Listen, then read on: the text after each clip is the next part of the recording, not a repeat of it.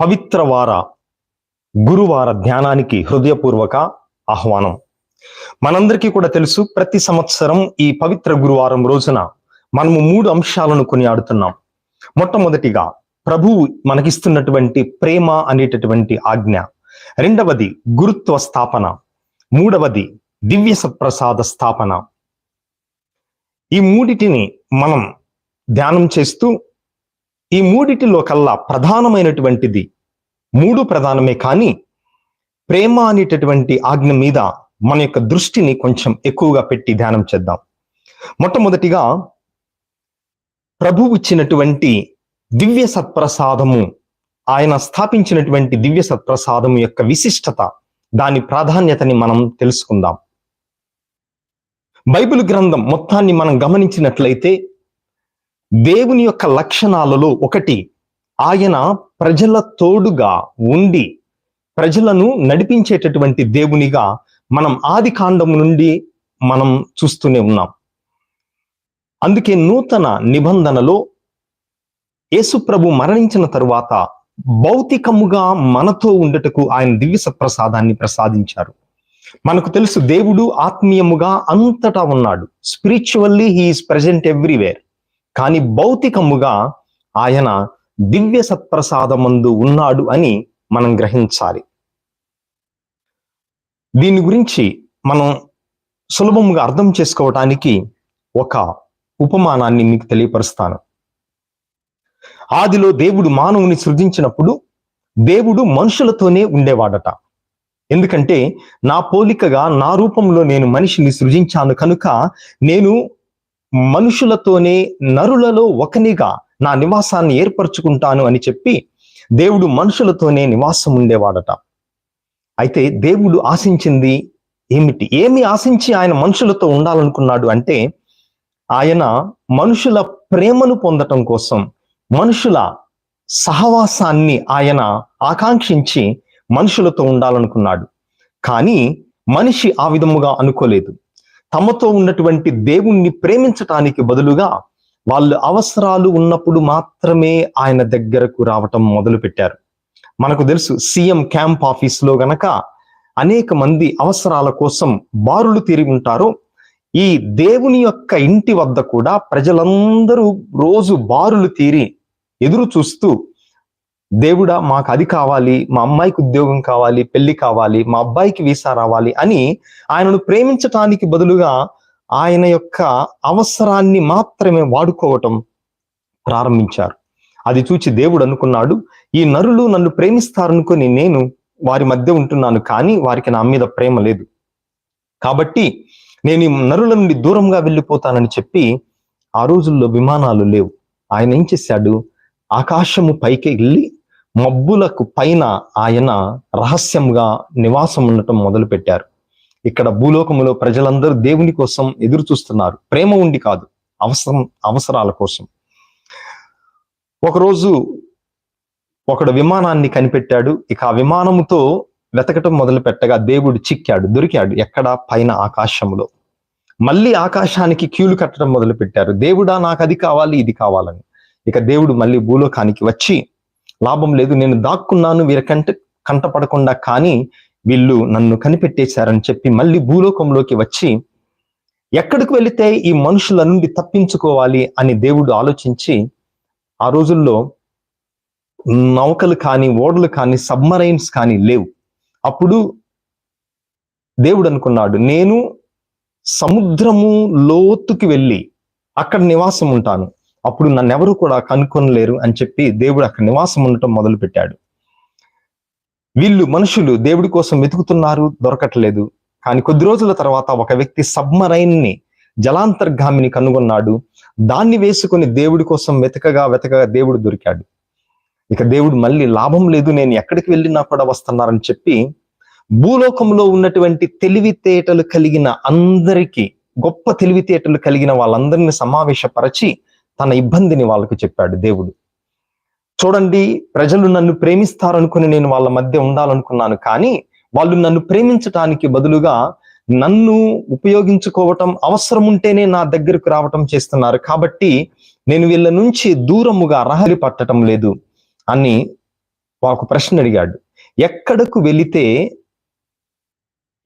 వెళ్ళి దాక్కుంటే వీళ్ళు నన్ను కనుగొనలేరు మనుషులు అని ప్రపంచంలోని తెలివి కలిగిన మేధావులందరినీ అడగగా అత్యంత తెలివి కలిగిన మేధావి విధముగా చెప్పాడు, అయ్యా దేవుడా, నీవు మనుషుల నుంచి దూరముగా వెళ్ళి ఆకాశములో ఉన్నా నిన్ను వదిలిపెట్టరు, వెతుకుతారు.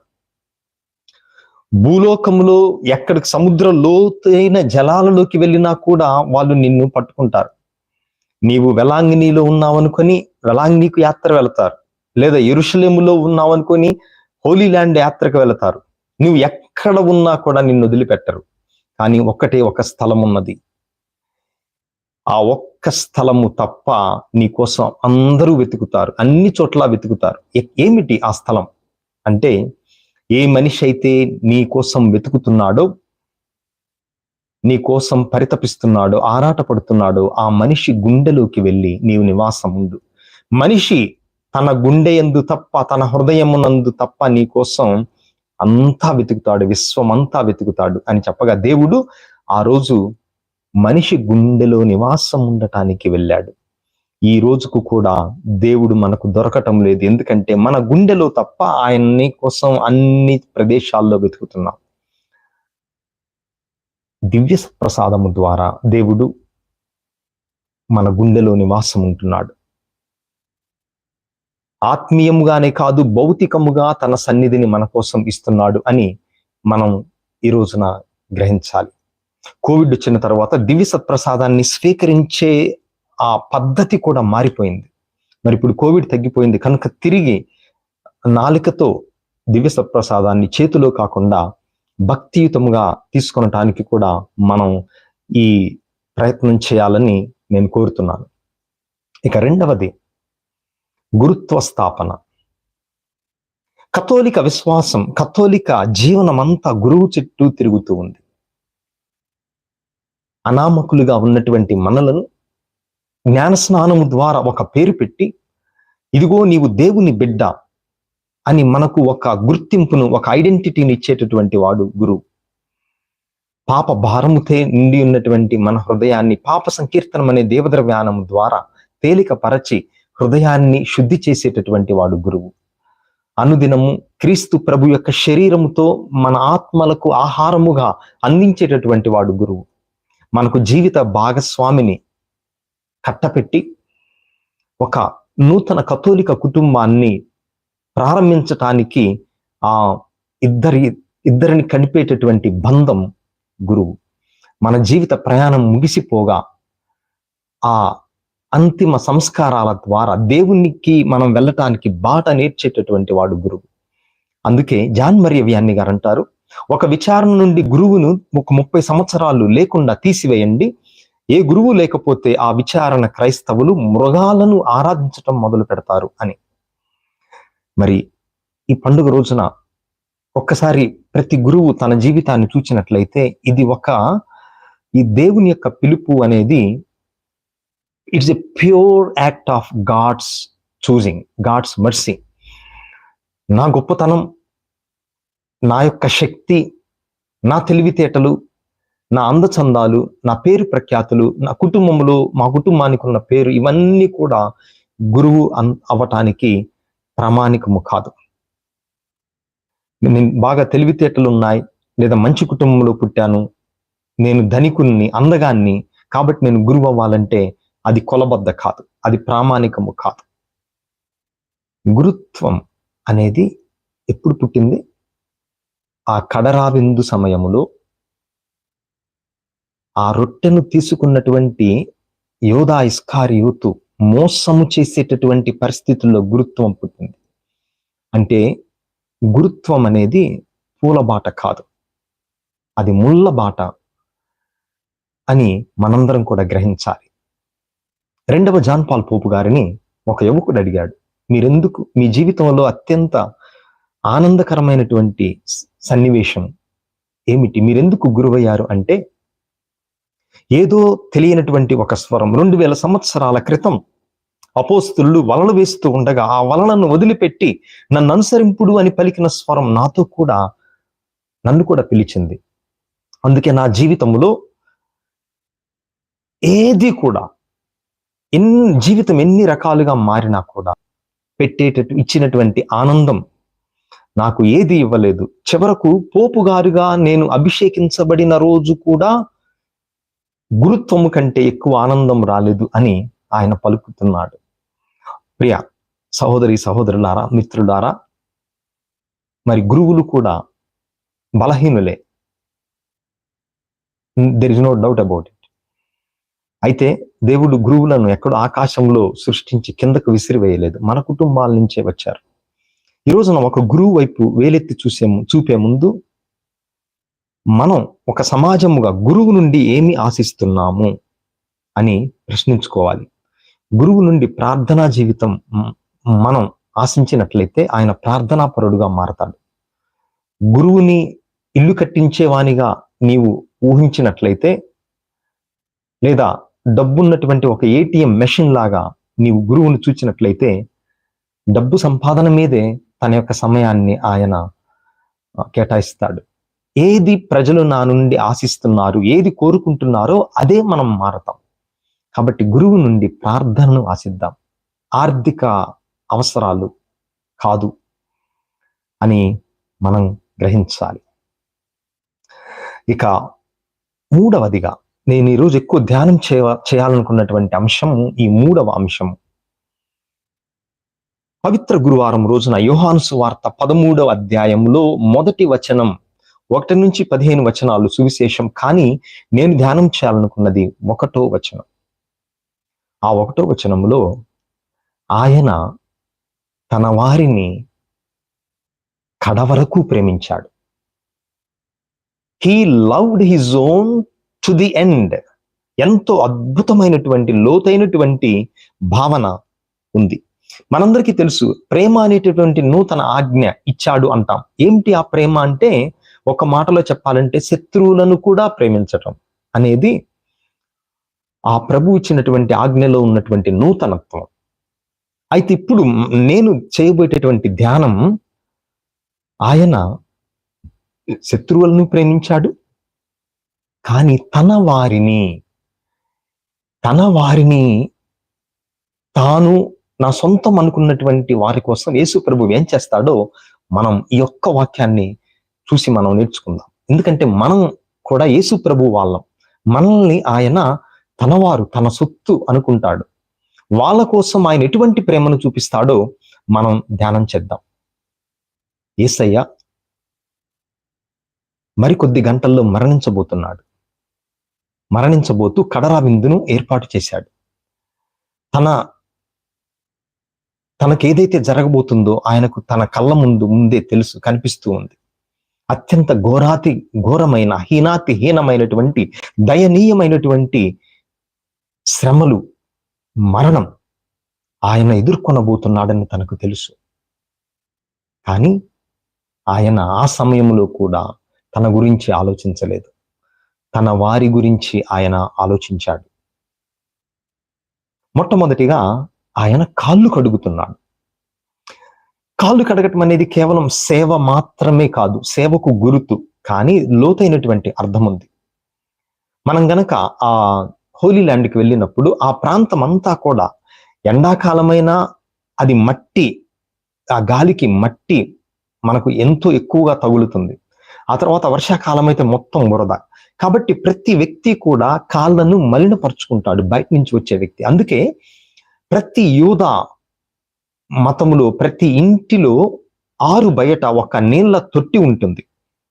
అయితే ఈ తొట్టి దేనికంటే కాళ్ళు కడగటానికి. ఎవరు కడగాలి కాళ్ళు?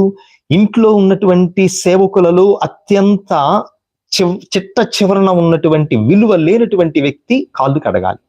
ఎందుకంటే కాళ్ళు కడగటం అనేది బహిరంగముగా అత్యంత హీనమైనటువంటి పని అని మనం గ్రహించాలి. అయితే ఈ కడరా విందు ఏర్పాటు చేసినప్పుడు బహుశా ఆ ఏర్పాటు చేసిన యజమాని ఆ ఏర్పాట్లు, నీళ్లు పెట్టడం, తొట్టి పెట్టడం, లేదా కాళ్ళు కడుక్కోవడానికి నీరు అందించడం మర్చిపోయి ఉన్నాడు. అయితే యేసు ప్రభు మొదటి నుంచి కూడా ఆయన బోధన, నిన్ను నీవు తగ్గించుకున్నట్లయితే హెచ్చించబడతావు, ఆయన అనేక మార్లు తన బోధనంతా కూడా వినమ్రత గురించి, తగ్గింపుతనం గురించి చెప్పినా కూడా శిష్యులకు అర్థం కాలేదు. వాళ్ళకు గనక యేసుప్రభు బోధన అర్థమై ఉన్నట్లయితే, యేసుప్రభు కంటే ముందు ఈ 12 మందిలో ఒకడు వెళ్ళి ఇతర మొదటి నుంచి కూడా చెప్తూ ఉన్నాడు, దీనాత్ములు ధన్యులు, దేవరాజ్యము వారిది. మత్తయి సువార్త 5వ అధ్యాయం 5వ వచనం. మీలో ప్రథముడు కావాలన్నట్లయితే అందరికి సేవకుడుగా ఉండాలి. మత్తయి సువార్త 9వ అధ్యాయం 35వ వచనం. మార్కు సువార్త 9వ అధ్యాయం 35వ వచనం. ఆ తర్వాత లూకా 14-11వ వచనములో మీలో తగ్గించుకునేవాడు హెచ్చింపబడతాడు.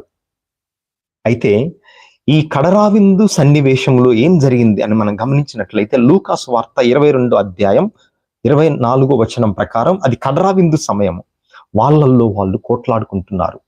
ఎవరు గొప్ప అనేటటువంటి తగాదా వాళ్ళల్లో ఏర్పడింది. అంటే ఏంటి, ప్రభు ఇంతగా బోధించినా కూడా వాళ్లకు ఈ తనను తాను తగ్గించుకోవాలి, వినమ్రత అనేటటువంటి పాఠం వాళ్ళకి ఎక్కటం లేదు, వాళ్ళు దాన్ని స్వీకరించటం లేదు అని మనం గ్రహించాలి. అందుకే వాళ్ళకి అర్థమైనట్లయితే యేసు ప్రభు కంటే ముందు 12 మంది కలిసి ఒకరి కాళ్ళు ఒకళ్ళు కడుక్కునే వాళ్ళు, లేదా ఒకడు అందరి కాళ్ళు కడిగేవాడు. చివరకు ఆయనను పట్టించేటటువంటి యూదా ఇస్కారియోతు యొక్క కాళ్ళు కూడా ఆయన కడిగాడు. అయితే ఒక లోతైనటువంటి క్రియ ఇక్కడ మనం చూస్తున్నాం. సువార్థికుడు ఏం చెప్తున్నాడంటే, యేసు ప్రభు కాళ్ళు కడిగే సమయంలో ఆయన చేసిన 7 పనులు వరుస పెట్టి, చిన్న చిన్న పనులు ఆయన మనకు విషదపరుస్తున్నాడు. ఈ కాళ్ళు కడిగే సమయంలో యేసు ప్రభు 7 క్రియలు చేస్తున్నాడు. మొట్టమొదటిది ఆయన లేవటం, రెండవది వస్త్రములు తీయటం, మూడవది తుండువ తీసుకోవటం, నాలుగవది దాన్ని చుట్టుకోవటం, ఐదవది నీరు పోయటం, ఆరవది కాళ్ళు కడగటం, ఏడవది తుడవటం. ఈ 7 క్రియలు విషదపరుస్తున్నాడు. యేసు ప్రభు ఈ 7 కూడా చేశాడు అని. దీని వెనుక అర్థం ఏమిటి అంటే, మనుష్యావతారం ఈ 7 క్రియలలో మనం వినగలం.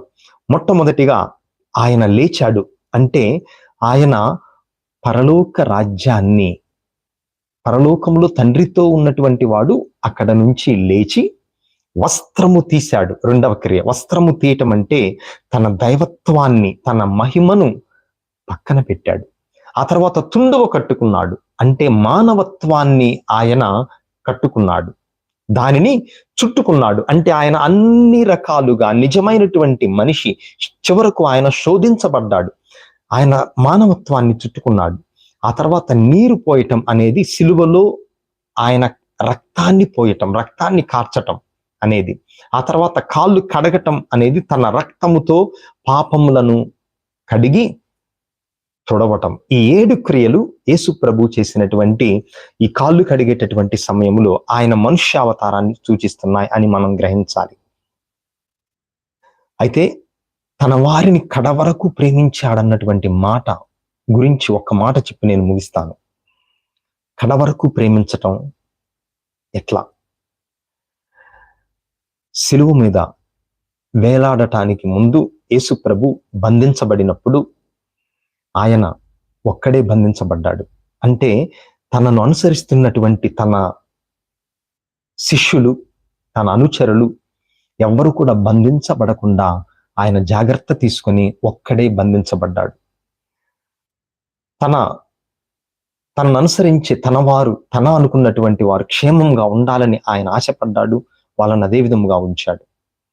ఆ తర్వాత సిలువ మీద వ్రేలాడుతున్నప్పుడు తన శరీరం అంతా మాంసం ముద్దగా మారి, అంత రక్తము కారుతూ ఉండగా, అంత గాయాలై ఉండగా కూడా ఆయన తన గురించి ఆలోచించలేదు. కింద ఉన్నటువంటి తన తల్లిని, ఆ తల్లిని తాను ఒంటరిగా వదిలిపెట్టకుండా ఆ పరిస్థితుల్లో కూడా ఆ తల్లిని ప్రేమించి తన ప్రేమైనటువంటి శిష్యునికి అప్పగించాడు.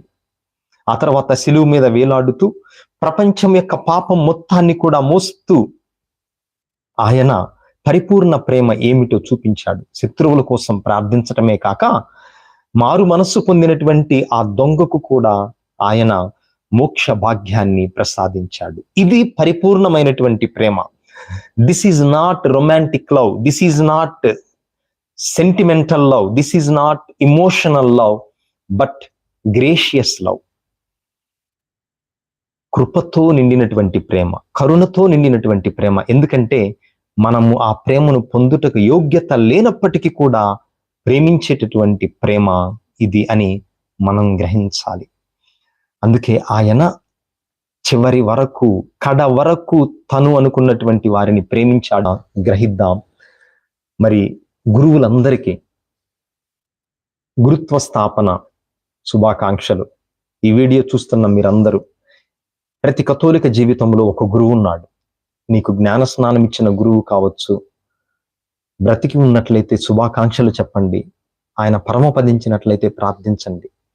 నీకు సప్రసాదం ఇచ్చిన గురువు కావచ్చు, మీ విచారణ గురువు కావచ్చు, లేదా నువ్వు ద్వేషించే గురువు కావచ్చు, వాళ్ళ కోసం ఈరోజు ప్రార్థించండి. గురువులందరికీ గురుత్వ స్థాపన శుభాకాంక్షలు అందిస్తూ ఉన్నాను. మీ అందరికీ ఈ మనం పాశాల పండుగ అంటాం సాంప్రదాయం ప్రకారం శుభాకాంక్షలు. God bless us.